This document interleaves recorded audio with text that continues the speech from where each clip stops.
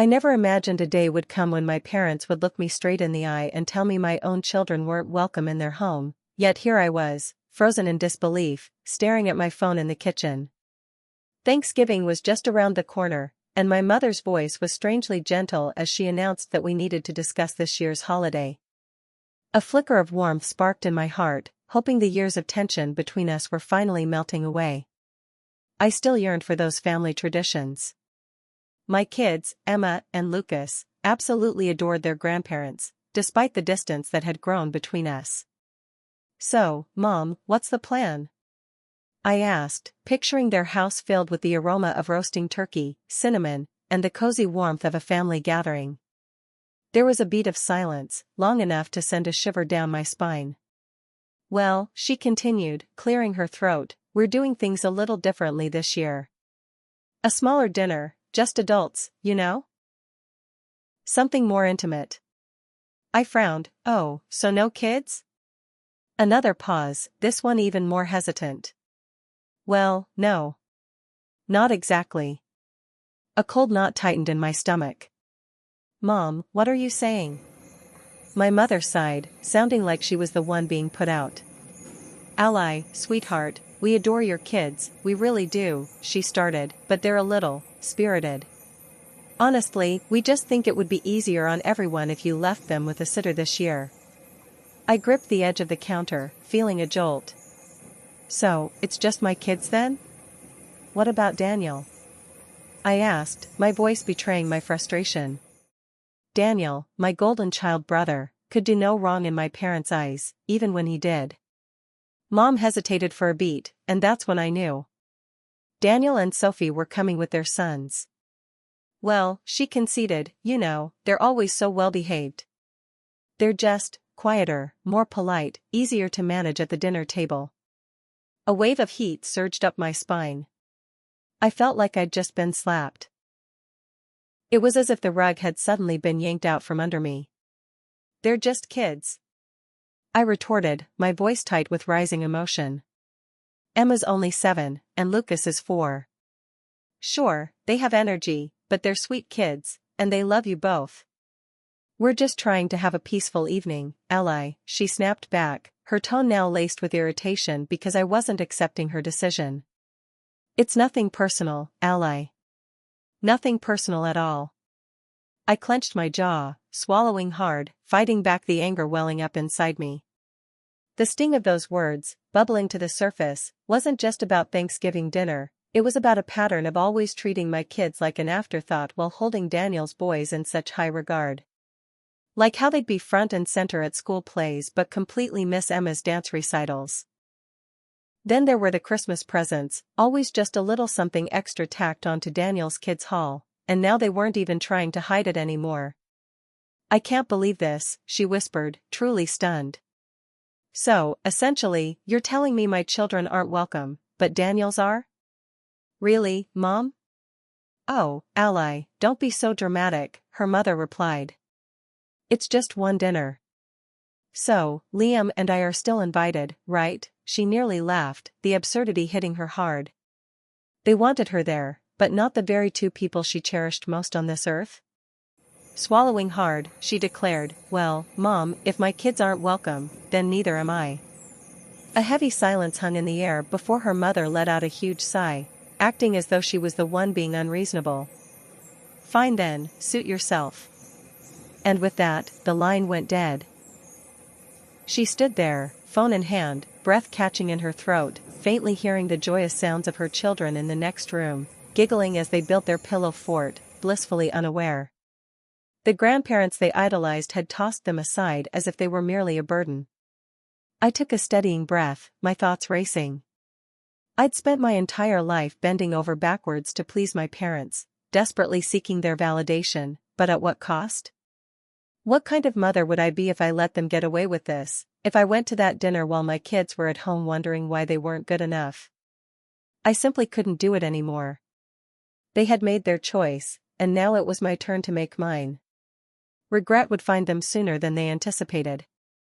The impact of my mother's words lingered long after the phone call ended. I stood in the kitchen, the hum of the refrigerator filling the void. My phone remained clutched in my trembling fingers as I finally set it down. My heart pounded with a mix of fury and sorrow. I'd always known my parents favored Daniel, but I had convinced myself it wasn't as bad as it seemed, that deep down, they loved us all equally. However, tonight they had shattered any illusion of fairness.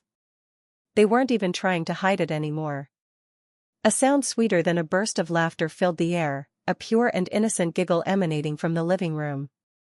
I turned to see Emma and Lucas, completely engrossed in their pillow fort, blissfully unaware of the rejection that had just transpired. My chest tightened, they deserved so much more. I squared my shoulders and strode into the living room, forcing a smile onto my face. "All right, you two," I announced, my voice sounding calmer than I felt. "Who's ready for movie night?" Lucas's face lit up instantly. "Can we watch the one with the talking dog?" I scooped him up in my arms and kissed his soft lips. "Of course, curly top," I replied. But as we snuggled on the couch, the anger simmering inside me refused to fade. I had spent years trying to fit into my parents' world, playing by their rules, hoping that if I did everything right, they would finally see me as equal to Daniel. It was never enough, though, and I had definitively given up that hope. The next morning, I woke up to a text from my brother. "Daniel, Mom says you're being difficult about Thanksgiving. Why do you always have to make everything so dramatic?" I stared at the screen, my jaw clenched. Of course, she had already run to him. "Heard the news from him, did I?"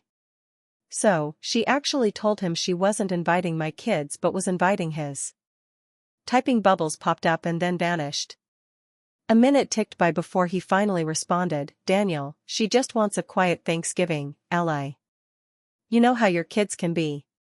Like my children are just too much to handle, as if they are something to be tolerated, not loved." Something inside me just snapped. "Enjoy your picture-perfect Thanksgiving, Daniel. I won't be there." I hung up before he could even get a word in. They want me or my kids at their table, fine, that's it. I'm done playing along with this charade, and they're about to find out exactly what that means. For ages, I'd been the reliable one, the go-to person when everyone needed anything. Mom and Dad needed groceries? They called me. Wi-Fi on the fritz? I was the one driving over to fix it. They wanted to throw a family bash? I was the chump saddled with calls and errands, while Daniel, Mr. Golden Boy, coasted by doing the bare minimum while reaping all the rewards. Well, if I'm not good enough to be fully part of their lives. Once the families had their fill of me, they're done, and I won't hear from them again. A week before Thanksgiving, my mom's name popped up on my phone and I almost let it ring out, but instead, I picked up. "Hello, ally," she started, her voice laced with caution. "I just wanted to check in. I know you're upset, but I really hope you will reconsider. We'd love to have you and Liam. Not you and the kids, just you and Liam." I took a deep breath. "Mom, I meant what I said. If my children aren't welcome, neither am I." She sighed, a heavy, weary sound, like I was completely draining her. "I just don't understand why you have to be so stubborn." That single night was all it took, a painful confirmation that my children, the two little people I cherish more than anything, would never be good enough for her. I clenched my jaw. "You've made our position perfectly clear, Mom. I won't bother you anymore. Ally, please don't be like this." I ended the call before she could finish, and this time, the tears stayed put. Later that weekend, when my dad called needing help setting up his new TV, I sent the call straight to voicemail. Shortly after, my mom texted, asking. For years, I practically held her prescriptions for her, letting them gather dust unread. I was always at their beck and call, constantly available and oh so reliable, but those days are gone. They figured that out pretty quickly. By Thanksgiving, I'd missed 12 calls and ignored half a dozen messages. Then, Thanksgiving morning, I got a text from Daniel. Apparently, his parents were really upset that I was giving them the cold shoulder. "Are you seriously going to let things go this far?" he asked. I guess I had, because then they told me my kids weren't welcome. This time, there was no response from me. I silenced my phone and gave my undivided attention to my real family. Emma and Lucas were at the table, helping Liam whisk pancake batter, faces covered in flour, giggling like mad. This was our Thanksgiving. And for the first time in ages, I felt utterly at peace. Little did I know, my parents weren't finished yet, and their next move would be something I could never forgive. Thanksgiving morning was the most wonderfully calm I'd felt in years, no rushing around to get the kids dressed. We're not fussing over finding the perfect outfits, and there's absolutely no stress about whipping up the ideal side dish. We aren't anxiously glancing at the clock to make sure we're on time either. Instead, we're lost in our own cozy little universe. Our home is absolutely buzzing with laughter, and the sweet scent of pancakes and maple syrup dances in the air. Emma and Lucas are taking turns stirring the batter, while Liam flips the pancakes with exaggerated flair, making them giggle every time he nearly drops one. For the first time in ages, I felt this incredible sense of freedom. Then, the phone started ringing. I glanced at the screen, it was my mother. I let it go to voicemail. A minute later, it buzzed again, and then again. Liam shot me this worried look, silently begging me to ignore it. I hesitated, then shook my head. The number, if something was genuinely wrong, I needed to at least know. I swiped to answer, forcing my voice to sound calm. "What's up, Mom?" "Well, now you answer," she snapped sarcastically. "I guess I'm just supposed to sit here all alone, feeling sorry for myself while you're all putting on a grand show of having a wonderful dinner?" I sighed heavily. "Mom, if you're calling to gloat, I really don't have time for this." "That's not why I called," her voice sharpened. "I need to ask you something." I pinched the bridge of my nose. Suddenly, the air hung heavy and silent. I spun away from Liam, my voice dropping to a near whisper. "What exactly are you going on about?" I asked. "Your dad's credit card? The one we used for groceries, gas, all the essentials?" "It was declined this morning." A chilling wave of understanding washed over me. The card she was referring to wasn't theirs, it was mine. Years ago, when my father was recovering from surgery and money was tight, I'd added them as authorized users to my account, a temporary fix to help them through a rough patch. I'd meant to remove them once they were back on their feet, but life got in the way, and I simply forgot. And they never mentioned it. My jaw clenched tight. "Are you saying, my credit card?" After a beat, Mom scoffed, "Oh, don't be so dramatic, ally, it's just a card. You earn plenty of money, and we figured you knew." My voice trembled now. "That you were just continuing to use my money, and I wouldn't notice?" "Oh, don't act like this is some huge betrayal. We raised you. The least you can do is support us now." I took a deep, shuddering breath. "Are you serious right now? So, because my child isn't good enough for your Thanksgiving, you still expect me to foot your grocery bills? Do you even hear yourself right now?"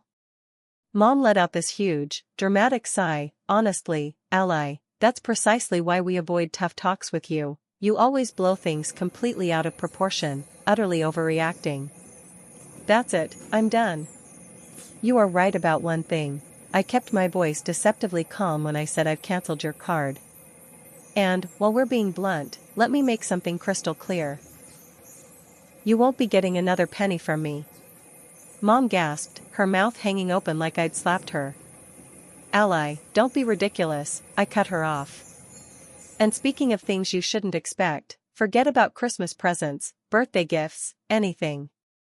You made your choice the moment you decided my child wasn't welcome, and now I'm making mine." So, I ended her in a voice colder than ice. I could feel her go. "Still, you'll regret this," she hissed, before hanging up. For a long moment, I just stood there, clutching my phone so tight my fingers ached. Slowly, I turned back to the kitchen. Liam was watching me so cautiously. "Everything okay?" I forced a smile. A small smile played on my lips as I spoke in a steadier voice. I felt like if I just took out the trash, he wouldn't pry.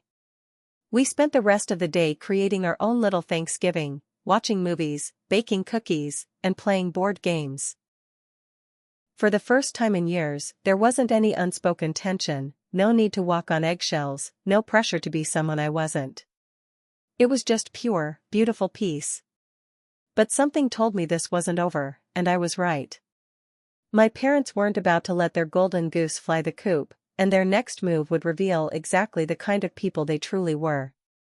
The silence from my parents didn't last. 3 days after Thanksgiving, my phone lit up with a call from Daniel. I almost ignored it, but curiosity got the better of me. I took a deep breath and answered, "What the hell do you want?" "What the freak, ally," he roared, skipping any pleasantries. "Mom just called me crying, saying you've cut them off." "What's wrong with you?" I closed my eyes and pinched the bridge of my nose. Did she also happen to mention they'd been using my credit cards for years without my... "So, ignorance is bliss now?" she asked, implying I was aiding their behavior. I just gave a humorless smile. "Daniel, they've siphoned off thousands of dollars from my accounts without so much as a by your leave, and meanwhile, they've treated my child like dirt. But sure, let's all pretend I'm the villain here." He sighed deeply, visibly struggling to keep his frustration at bay. "Look, I get that you're angry, but cutting them off completely feels a little drastic." "Drastic? You mean like when they completely excluded my child from Thanksgiving?" I retorted. "Oh, right, they just wanted a peaceful evening." Ally's mother mentioned my son could be a little, shall we say, boisterous. My grip tightened on the phone. "Oh, I get it now. They're perfectly happy to use my money, but my kid isn't good enough to sit at their table." "Got it." He groaned, "You're twisting this." "No, Daniel, I'm finally seeing things as they really are." A long, tense silence hung in the air.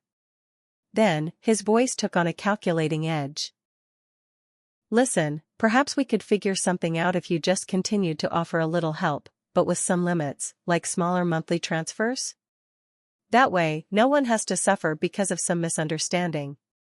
A bitter, humorless laugh bubbled up my throat. "Let me get this straight. You want me to keep sending them money?" The words sliced right through me. They admitted they loved his child more than mine. He grumbled, trying to defend them, insisting that's not what they meant. "Yes, they did, Daniel." He was silent for a beat, then his voice turned icy. "Fine, be selfish if you want. But don't expect Mom and Dad to forgive you anytime soon." I just smiled and shook my head. "I'll manage." Before he could come back with a retort, I hung up.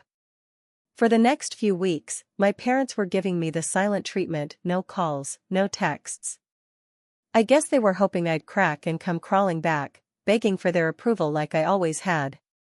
But here's the thing they weren't getting.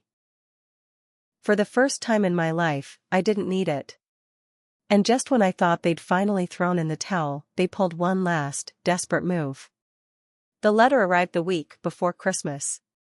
Liam found it in the mailbox, his brow furrowing as he read the return address. "From your parents?" My stomach clenched. "Oh, wonderful. Let me guess, guilt trip or just plain manipulation?" He chuckled wryly. "Why don't we find out?" I took the envelope, my gut twisting as I tore it open. Inside was the formal legal document practically stole my breath as I scanned the words demanding repayment for years of emotional and financial support. I let out a disbelieving laugh. "You've got to be kidding me," I exclaimed. Liam snatched the letter, his eyes darting across the page. "They're claiming you owe them for raising you, for all the financial sacrifices they made for your well-being?" He finally looked up, his jaw tight. "Are they seriously trying to bill you for your own childhood?" Apparently, they were. They even had a meticulously itemized list of expenses: food, clothes, school supplies, medical bills, everything from when I was a kid. And at the bottom of the page, there it was, a grand total of $78,542. I blinked, stunned. Did they honestly think I was going to hand over almost 80 grand? Liam scoffed. "They must be desperate." I exhaled slowly, a contained fury beginning to ignite inside me. This isn't about the money. It's about control, a last-ditch effort to drag me back into their lives. I met Liam's gaze, my mind already made up. I think it's time I paid them a little visit. The next day, clutching the letter in my hand, I drove to my parents' house. I rapped sharply on the door, and when my mother opened it, her face instantly hardened. "Oh, so now you decide to show up?" I could practically hear the ice forming. "I'm not falling for it." I held up the letter, waving the flimsy paper. "You actually thought this would work?" I asked, incredulous.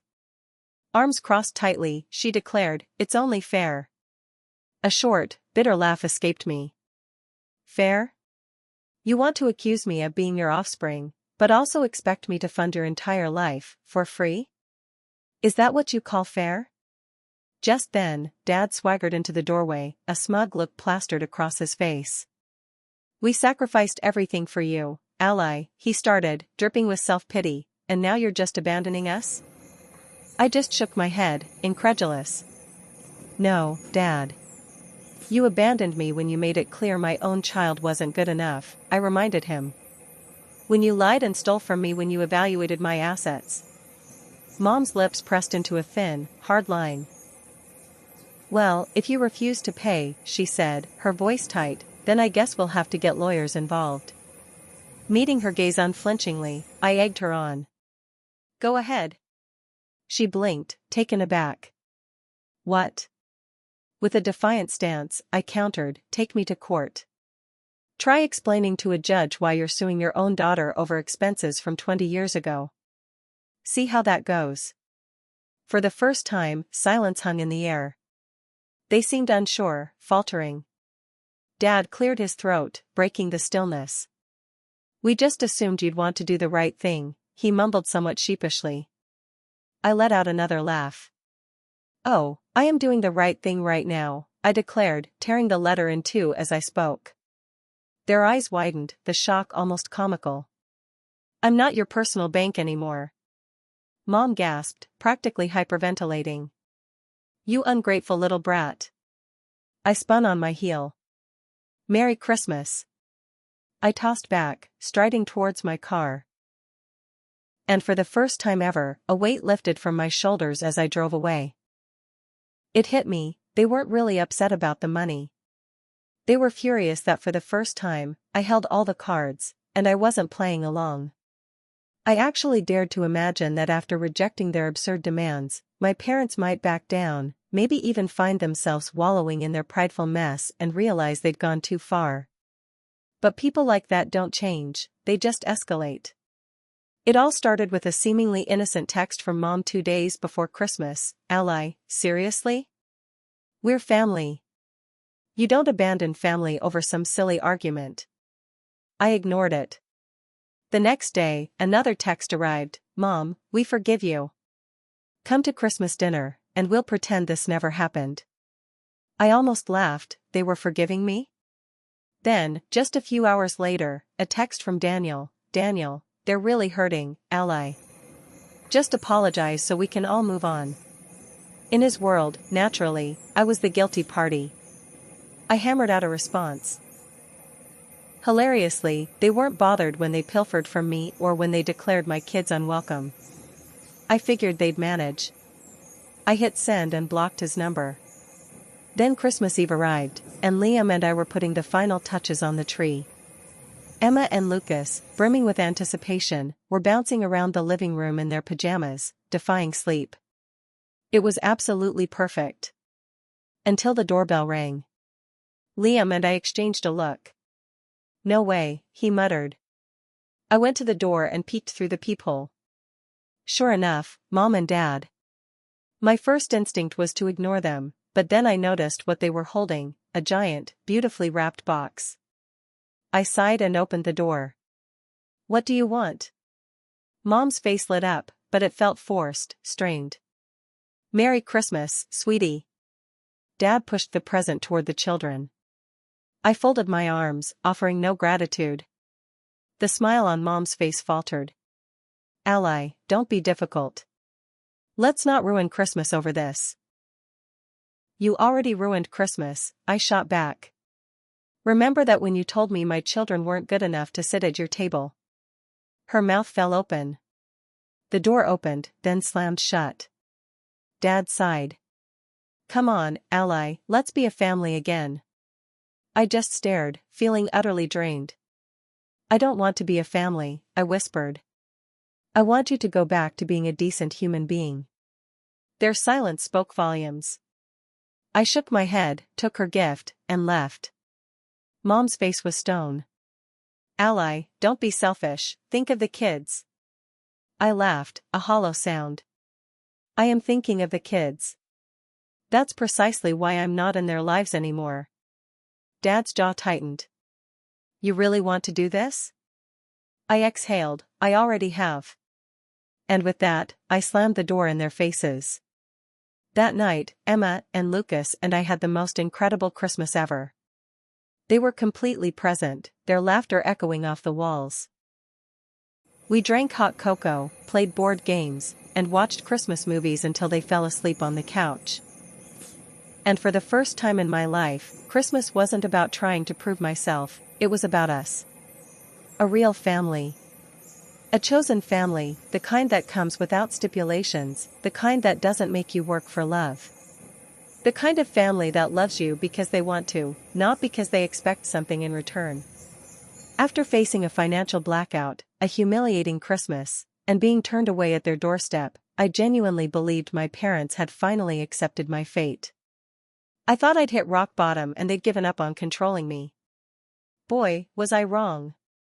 New Year's Eve, a night that's supposed to be about fresh starts and leaving the past behind for a brighter future, that's what I was telling myself as I cleared the snack table. The house was buzzing with laughter and music. Emma and Lucas, practically vibrating with excitement, were decked out in tiny party hats, counting down the hours until midnight. Liam was pouring the champagne, a soft smile playing on his lips. It was our night, our celebration. And then came the knock. I froze. My stomach twisted into knots. Liam glanced at me, a knowing look in his eyes. I knew who it was. Taking a deep breath, I walked to the door and pulled it open. And there they were. Mom, Dad, Daniel, and Daniel's wife, Sophie. It was an ambush. I crossed my arms. What do you want, Mom? Her reply came with a smile, but it was still that sickeningly sweet, condescending tone. She always pulled that card when she wanted something. We just wanted to talk, but I had to shut it down. No, thank you, I stated bluntly. Dad sighed heavily. Allie, that's enough. You've made your position crystal clear. Now, let's fix this before it spirals out of control. I narrowed my eyes. Out of control? What exactly does that mean? Mom exchanged a look with Daniel. We just want to keep this from affecting the kids. Something in her tone sent shivers down my spine.